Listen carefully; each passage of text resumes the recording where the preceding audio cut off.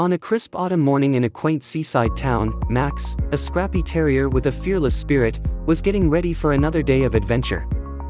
His owner, Joe, an old sailor with countless tales of his own, was planning to repair his fishing boat, as he did most days. Max, however, felt an extra bit of excitement tingling in his paws. His nose twitched with curiosity, picking up a scent he'd never encountered before, a sweet, earthy aroma wafting from beyond the usual trails. With Joe distracted, Max tugged hard and slipped his collar. He bolted down the familiar cobblestone path, running as fast as his little legs could carry him, eager to find the source of that mysterious scent. Joe's voice echoed behind him, calling him back, but Max was on a mission. Past the docks, across the sandy beach, and into the trees he went, his nose leading him further into the woods than he'd ever dared go before. After what felt like miles, Max stopped, catching his breath.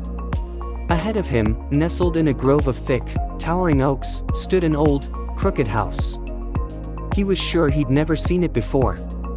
The scent was stronger here, savory, almost magical. Max crept up the steps, and before he knew it, he had nosed open the slightly ajar door. Inside, the house was warm and inviting, smelling of spices and something delicious simmering on the stove. A kind-looking, elderly woman was stirring a pot. She turned when she saw Max and chuckled softly. "Well, hello there, little one," she said, her voice as warm as the room. She ladled a bit of stew into a small bowl and placed it in front of Max. His stomach growled as he eagerly lapped it up, his eyes gleaming with gratitude. As he ate, Max's sharp ears picked up a faint, unusual sound from somewhere upstairs, a soft, pitiful whimper. Curious, he looked up at the woman, but she was already back to her cooking, seemingly unaware. Intrigued, Max trotted toward the staircase, following the whimper to a dimly lit hallway lined with dusty paintings and crooked shelves. At the end of the hallway was a closed door. Max pushed it open with his nose and was greeted by the sight of a tiny kitten, tangled in a mess of colorful yarn. The little cat looked up at Max with wide, desperate eyes. Max could sense her fear and frustration, so he took it upon himself to help. Gently, he began to nibble and paw at the yarn, careful not to frighten the kitten. Slowly but surely, he untangled her. When she was free, the kitten purred and rubbed against Max, her small, delicate body warm and comforting. Max barked softly, a signal of friendship, and the two newly formed companions headed back downstairs together. The woman was thrilled to see the two of them, laughing softly as the kitten nestled close to Max.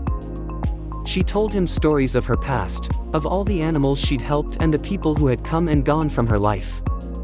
Max listened intently, feeling an unusual sense of calm in her presence. Hours passed before Max finally turned to go home. His new kitten friend meowed in protest, but the elderly woman reassured her with a gentle pat. "Don't worry, little one," she said with a smile. "Your friend will be back." Max barked in agreement before heading out the door and back through the woods toward the beach. When he arrived home, Joe was waiting, arms crossed, with an exasperated look on his face. But when he saw Max's wagging tail and the glow in his eyes, he couldn't help but laugh. From that day forward, Max returned to the house in the woods every week to visit the kind woman and the little kitten. His life, once filled only with seaside adventures, now had a magical new chapter. And though Joe never quite understood why Max wandered off so often, he saw how happy those trips made him, and he knew it must be something special.